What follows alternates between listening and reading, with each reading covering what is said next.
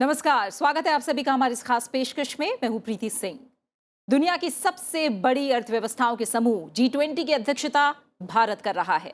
इस अहम बैठक के लिए सभी तैयारियां पूरी कर ली गई हैं और इसका आयोजन 9 और 10 सितंबर को राजधानी दिल्ली में भारत की मेजबानी में होने वाला है।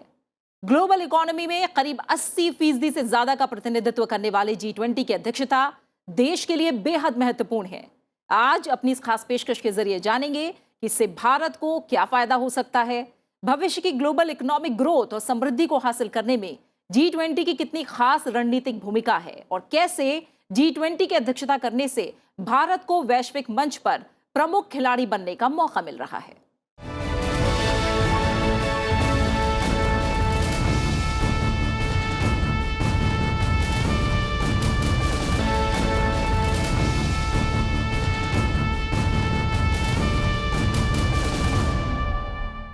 9 और 10 सितंबर को दिल्ली में G20 का शिखर सम्मेलन हो रहा है। इसके लिए सरकार और पुलिस दोनों ने कमर कस रखी है।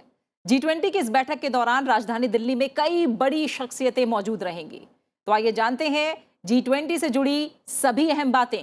ये ग्रुप क्या है, क्यों बना, इसमें कौन कौन से देश हैं और सबसे जरूरी सवाल, इस ग्रुप की इतनी अहमियत क्यों है।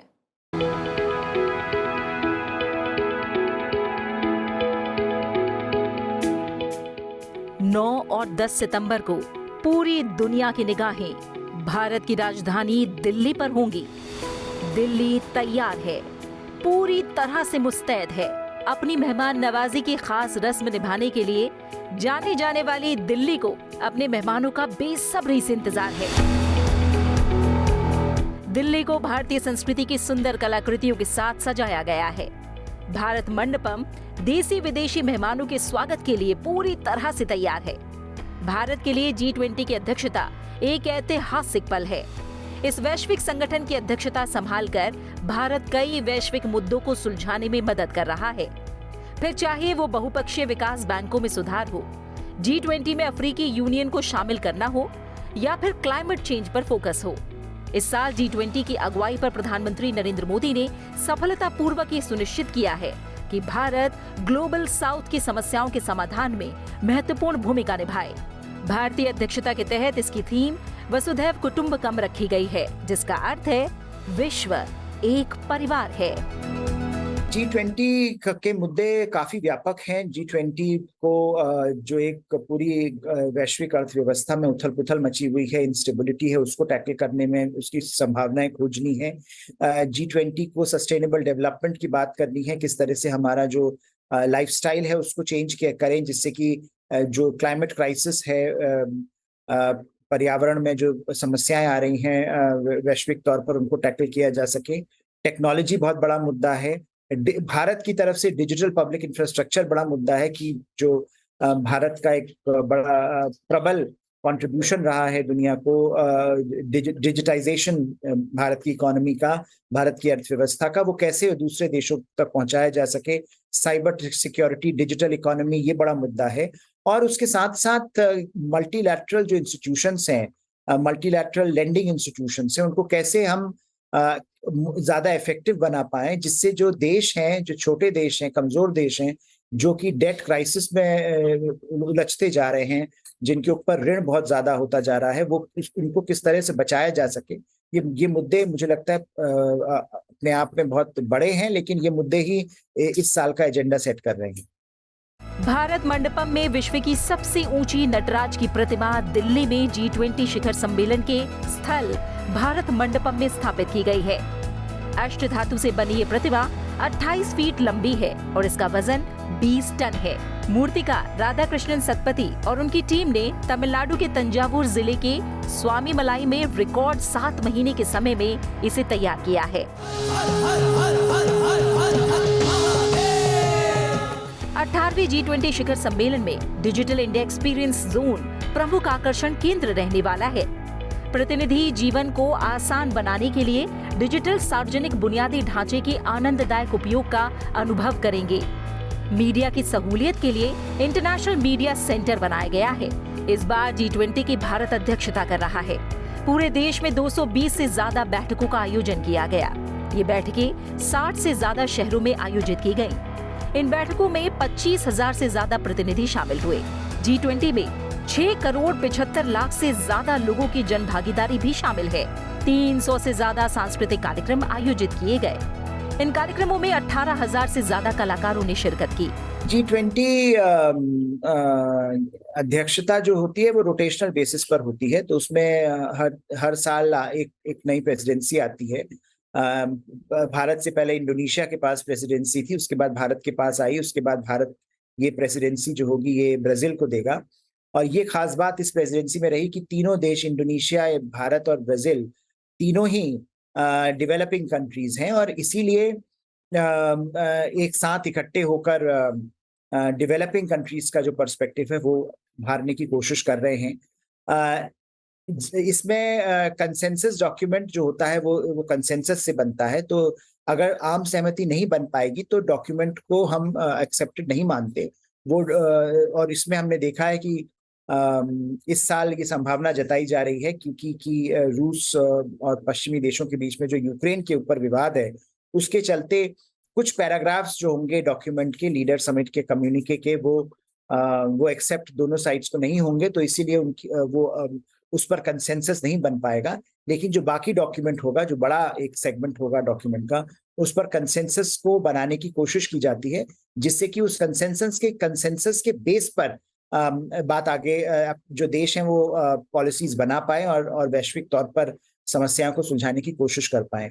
इसकी कोई सेक्रेटेरिएट नहीं है, परमानेंट सेक्रेटेरिएट नहीं है, तो इसीलिए भारत जब भारत के पास इसकी प्रेसिडेंसी है तो भारत इसको लीड कर रहा है। हर तरह से ट्रैक जो इसका कंसीव कर रहा है, इम्प्लीमेंट कर रहा है, प्लानिंग कर रहा है, वो भारत कर रहा है। उसी तरह से जब ये ब्राजील के पास जाएगी तो ब्राजील इसको 1 साल तक चलाएगा। तो ये इसमें क्योंकि परमानेंट सेक्रेटेरिएट नहीं है, तो ये जो देश हैं जिनके पास प्रेसिडेंसी आती है उनकी जिम्मेदारी होती है कि वो उस साल जो G20 का एजेंडा है उसको कैसे आगे ले जाते हैं। अब तक कुल 17 G20 बैठकों का आयोजन हो चुका है। नई दिल्ली में ये 18वां G20 शिखर सम्मेलन होने जा रहा है। इस समूह के सदस्य देशों में भारत के साथ ही अमेरिका, चीन, रूस, ब्रिटेन, फ्रांस जैसे दुनिया के सबसे शक्तिशाली देश शामिल हैं। इसके साथ ही Germany, Argentina, Australia, Brazil, Canada, Italy, Japan, दक्षिण कोरिया, मेक्सिको, सऊदी अरब, दक्षिण अफ्रीका, तुर्की, इंडोनेशिया के साथ यूरोपीय संघ भी समूह का हिस्सा है। इस बार की G20 बैठक में बहुपक्षीय संस्थानों से विकासशील देशों को अधिक ऋण, अंतर्राष्ट्रीय ऋण व्यवस्था में सुधार और क्रिप्टो करेंसी पर नियम को लेकर चर्चा होने की उम्मीद है। इसके अलावा खाद्य और ऊर्जा सुरक्षा पर भू राजनीतिक अनिश्चितताओं के प्रभाव पर भी विमर्श हो सकता है। इस बार G20 की अध्यक्षता देश के लिए बेहद महत्वपूर्ण है। भारत की समूह के अध्यक्ष के तौर पर कैसी रही भूमिका? सम्मेलन भले ही 9 और 10 सितंबर को हो रहा है, लेकिन पिछले साल भर के दौरान देश भर में बेहद अहम बैठकों का दौर चला। आइए देखते हैं कैसा रहा ये सफर।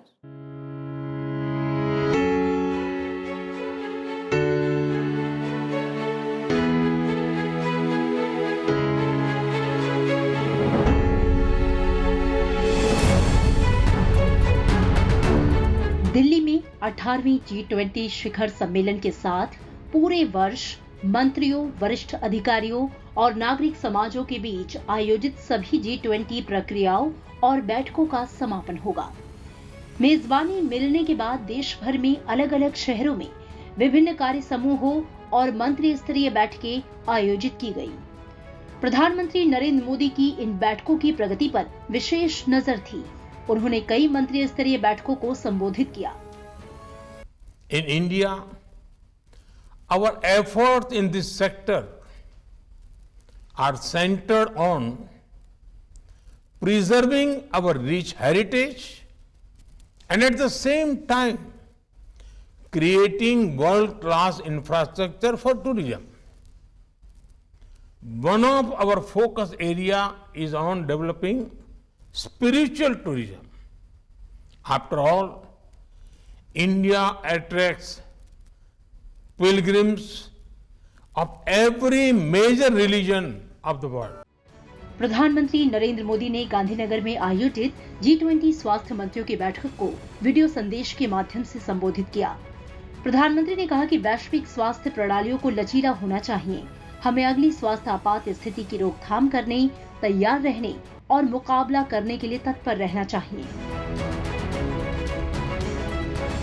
बंगलुरु में आयोजित G20 डिजिटल अर्थव्यवस्थाओं पर मंत्रियों की बैठक को संबोधित करते हुए प्रधानमंत्री नरेंद्र मोदी ने कहा कि मानवता के समक्ष आने वाली चुनौतियों से निपटने के लिए प्रौद्योगिकी आधारित समाधानों का पूरा इकोसिस्टम तैयार किया जा सकता है। प्रधानमंत्री नरेंद्र मोदी ने वीडियो संदेश के माध्यम से गुजरात की गांधीनगर में आयोजित महिला सशक्तिकरण पर G20 मंत्री स्तरीय सम्मेलन को संबोधित किया। उन्होंने कहा कि जब महिलाएं समृद्ध होती हैं, तो दुनिया समृद्ध होती है। प्रधानमंत्री नरेंद्र मोदी ने G20 ऊर्जा मंत्रियों की बैठक में अपने संदेश में कहा कि भारत ने स्वच्छ विद्युत क्षमता के अपने लक्ष्य को निर्धारित समय से 9 साल पहले हासिल कर अपने लिए एक ऊंचा लक्ष्य निर्धारित किया है। We are moving strongly on our climate commitments. India has shown leadership in climate action. We achieved our non-fossil installed electric capacity target 9 years in advance. We have now set a higher target.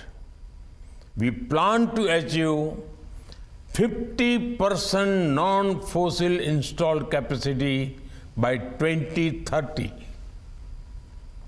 India is also among the global leaders in solar and wind power.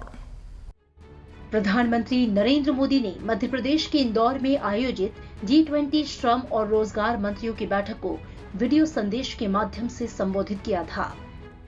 We all need to skill our workforce in the use of advanced technologies and processes.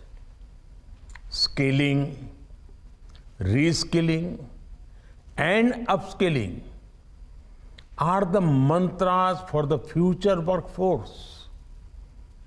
In India, our Skill India mission is a campaign to connect with this reality. Varanasi में G20 के विकास मंत्रियों की बैठक से पहले प्रधानमंत्री नरेंद्र मोदी का विशेष video संबोधन हुआ था, जिसमें उन्होंने कहा कि विकास को बनाए रखना सामूहिक जिम्मेदारी है। दुनिया के विकास में भारत हर संभव मदद को तैयार है। It is our collective responsibility not to let the sustainable development goals fall behind. We must ensure that no one is left behind. It is imperative for this group to send a strong message to the world that we have an action plan to achieve this. प्रधानमंत्री ने पुणे में G20 शिक्षा मंत्रियों की बैठक को संबोधित किया। उन्होंने कहा कि हमारा लक्ष्य गुणवत्तापूर्ण शिक्षा प्रदान करना होना चाहिए। डिजिटल प्रौद्योगिकी शिक्षा तक पहुंच बढ़ाने में अहम भूमिका निभा रही है। Digital technology serves as an equalizer and promotes inclusivity. It is a force multiplier in increasing access to education and adapting to future needs. Today, artificial intelligence offers great potential in the field of learning, skilling, and education. With opportunities, technology also poses challenges. We have to strike the right balance. The G20 can play an important role in this. प्रधानमंत्री ने G20 के विदेश मंत्रियों की बैठक को संबोधित करते हुए कहा था कि G20 की भारत की अध्यक्षता ने ग्लोबल साउथ की आवाज उठाने का प्रयास किया है। प्रधानमंत्री ने कहा कि एक तरफ विकास और दक्षता के बीच सही संतुलन कायम करने और दूसरी तरफ प्रतिरोध क्षमता के लिए G20 की महत्वपूर्ण भूमिका है। G20 शिखर सम्मेलन के समापन पर G20 शीर्ष नेताओं की ओर से घोषणा पत्र को अपनाया जाएगा, जिसमें संबंधित मंत्री स्तरीय और कार्य समूह की बैठकों के दौरान चर्चाओं और विषयों पर अपनी सहमति जताई गई है और इन प्राथमिकताओं के प्रति प्रतिबद्धता जताई जाएगी। G20 का मूल एजेंडा आर्थिक सहयोग और वित्तीय स्थिरता का है, लेकिन समय के साथ व्यापार, जलवायु परिवर्तन, सस्टेनेबल डेवलपमेंट, स्वास्थ्य, कृषि और भ्रष्टाचार निरोधी एजेंडा भी इसमें शामिल कर लिया गया है। भारत की G20 अध्यक्षता के अंत तक सभी 28 राज्यों और 8 केंद्र शासित प्रदेशों के 60 शहरों में 220 से अधिक बैठकें हो चुकी होंगी। लगभग 125 देशों के 1 लाख से अधिक प्रतिभागियों ने भारत का दौरा कर लिया होगा। भारत में 1.5 करोड़ से अधिक व्यक्ति इन कार्यक्रमों में शामिल हुए हैं या उनके विभिन्न पहलुओं से अवगत हुए हैं। ऐसे में भारत में G20 का अब तक का सफर कैसा रहा, आइए डालते हैं इस पर एक नजर। साथियों, पिछले साल बाली में भारत को G20 की अध्यक्षता मिलने के बाद से अब तक इतना कुछ हुआ है जो हमें गर्व से भर देता है। G20 डेलीगेट्स जहां भी गए वहां लोगों ने गर्मजोशी से उनका स्वागत किया।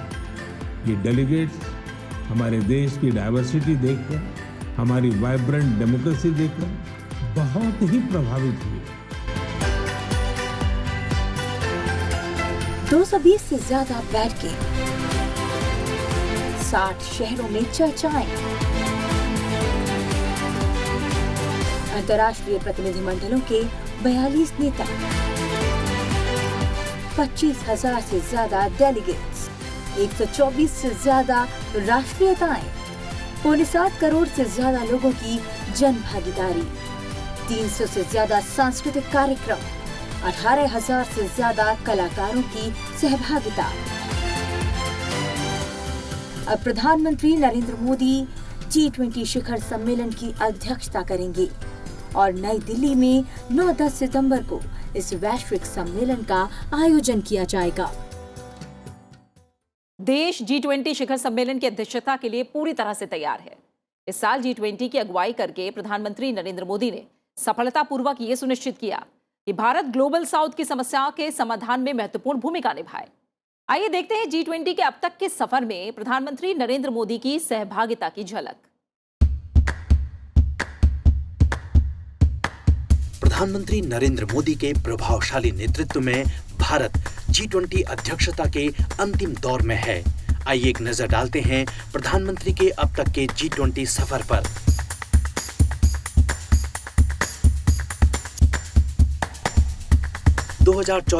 Brisbane Australia, 2015 Antalya Turkey, 2016 Hangzhou China, 2017 Hamburg Germany, 2018 Buenos Aires Argentina, 2019 Osaka Japan, 2020 Saudi Arabia, 2021 Rome Italy, 2022 Bali Indonesia.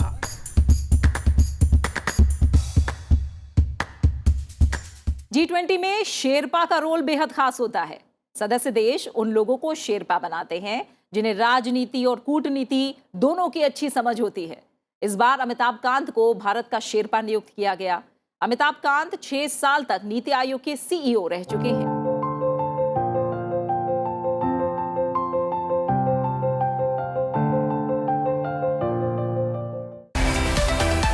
Bharat की G20 अध्यक्षता की चर्चा पूरे विश्व भर में हो रही है। पिछले 6 महीने से G20 के प्रतिनिधि देश के अलग अलग राज्यों और शहरों में बैठकों के जरिए आर्थिक, राजनीतिक और वैश्विक एजेंडे पर चर्चा कर रहे हैं। भारत के दिसंबर 2022 में G20 की अध्यक्षता ग्रहण करने के बाद से विभिन्न एंगेजमेंट ग्रुप्स, शेरपा ट्रैक और मंत्री स्तरीय बैठकें आयोजित की जा चुकी हैं। 30 मई तक G20 की 110 बैठकें हो चुकी हैं। भारत की अध्यक्षता में प्राथमिकताओं पर चर्चा करने और अनुशंसाएं प्रस्तुत करने के लिए शेरपा ट्रैक के माध्यम से 13 कार्य समूह, 3 इनिशिएटिव्स और 1 सम्मेलन की योजना बनाई गई थी।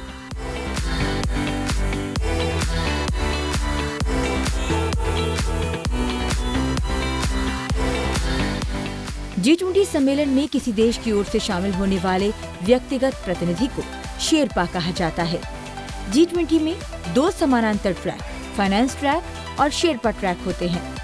वित्त मंत्री और केंद्रीय बैंक के गवर्नर वित्त ट्रैक का नेतृत्व करते हैं, जबकि शेरपा ट्रैक का नेतृत्व करते हैं।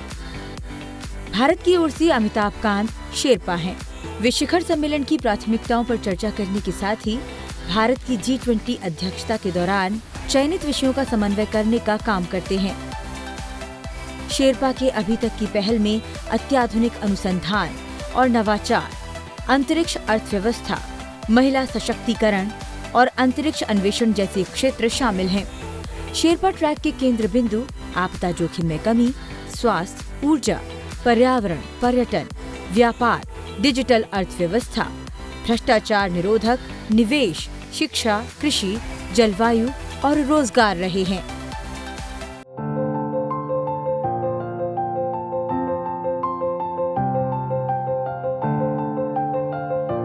दुनिया तेजी से बदल रही है, साथ ही विश्व की अर्थव्यवस्था में भी उसी तेजी से बदलाव आ रहा है। इस उथल पुथल भरे दौर में करवट लेती वैश्विक अर्थव्यवस्था के साथ कदम बढ़ाना जरूरी है। ऐसे माहौल में विकसित और विकासशील देशों के बीच आपसी संवाद और बेहतर तालमेल होना बेहद अहम है। यही वजह है कि G20 जैसे एक वैश्विक आर्थिक मंच की परिकल्पना की गई।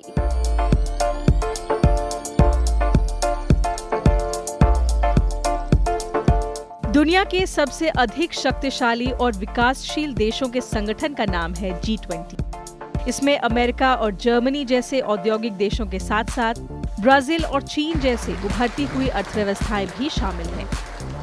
दरअसल G20 अंतर्राष्ट्रीय आर्थिक और वित्तीय मुद्दों पर वैश्विक सहयोग के लिए 19 बड़ी अर्थव्यवस्थाओं और यूरोपीय संघ की सरकारों के प्रमुखों का एक मंच है। G20 देश वैश्विक सकल घरेलू उत्पाद का लगभग 90%, वैश्विक व्यापार का 80% और दुनिया की कुल आबादी के 2/3 हिस्से का प्रतिनिधित्व करते हैं। 1997 के पहले के एशियाई संकट के बाद दुनिया के कई देशों ने इसकी जरूरत महसूस की। 19 प्रमुख अर्थव्यवस्थाओं और यूरोपीय संघ के वित्त मंत्रियों और केंद्र बैंक के गवर्नरों ने सितंबर 1999 में G20 का गठन किया। इसमें विकसित और उभरती अर्थव्यवस्थाओं का मिला-जुला प्रतिनिधित्व है।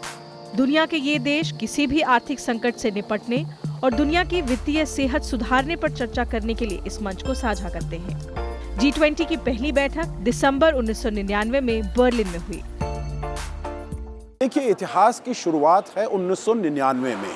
तब वहाँ पर जो भी 20 देशों के वित्त मंत्री और वहाँ पर सेंट्रल बैंक के गवर्नर्स वो हर साल मिलते थे और बातचीत करते थे जो कैसे पूरी दुनिया में फाइनेंशियल स्टेबिलिटी लाई जाए। परंतु उसके बाद जब 2008 में 2007 और 8 में इंटरनेशनल इकोनॉमिक क्राइसिस हुआ तो तब ये कहा गया जो इसको केवल वित्तीय मंत्री नहीं, इसमें हेड ऑफ स्टेट और हेड ऑफ गवर्नमेंट को भी इंक्लूड किया जाए। तो मतलब वहाँ पर राष्ट्रपति भी आते हैं और प्रधानमंत्री भी आते हैं इन 20 देश के। ये जो पूरी दुनिया के 20 सबसे बड़े देश हैं जिनकी आर्थिक व्यवस्था सबसे बड़ी है, ये कैसे मिलजुल कर काम कर सकते हैं जिससे कि पूरी दुनिया में शांति और स्थिरता और इकोनॉमिक स्टेबिलिटी, फाइनेंशियल स्टेबिलिटी इसमें कैसे कायम हो सके। और वो इसलिए वो उसके बारे में 2008 से बातचीत हो रही है।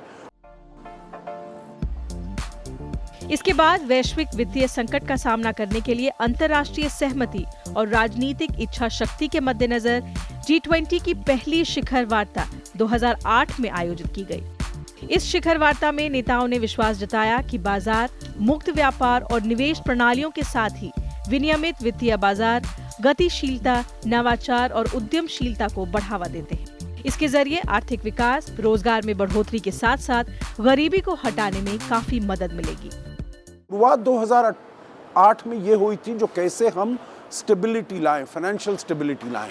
परंतु पिछले 10 सालों में हमने देखा है जो इसका दायरा है बहुत बढ़ गया है। अब टैक्सेशन भी है इसमें, अब फाइनेंशियल ट्रांजैक्शंस भी हैं, क्लाइमेट चेंज भी है, ट्रेड भी है, डेवलपमेंट भी है। तो ये सब मुद्दे इसमें अब आकर जुड़ गए हैं, सबके ऊपर बातचीत होगी।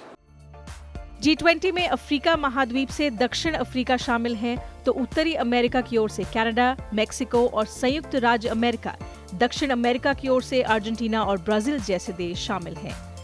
पूर्व एशिया से 3 देश यानी चीन, जापान और दक्षिण कोरिया हैं। दक्षिण एशिया से भारत इसका प्रतिनिधित्व करता है। दक्षिण पूर्व एशिया से इंडोनेशिया और मध्य पूर्व एशिया से सऊदी अरब मौजूद हैं। यूरेशिया से रूस और टर्की के अलावा यूरोप से यूरोपीय संघ, फ्रांस, जर्मनी, इटली और ब्रिटेन इसके सदस्य हैं। ओशियानिया से ऑस्ट्रेलिया शामिल होता है। G20 के नेता साल में एक बार, जबकि समूह के वित्त मंत्री और केंद्रीय बैंकों के गवर्नर्स साल में कई बार बैठकें करते हैं। G20 कई अंतर्राष्ट्रीय संगठनों जैसे वित्तीय स्थिरता बोर्ड, अंतर्राष्ट्रीय मजदूर संगठन, अंतर्राष्ट्रीय मुद्रा कोष, आर्थिक सहयोग और विकास संगठन, संयुक्त राष्ट्र संघ, विश्व बैंक और विश्व व्यापार संगठन से सलाह भी लेता है।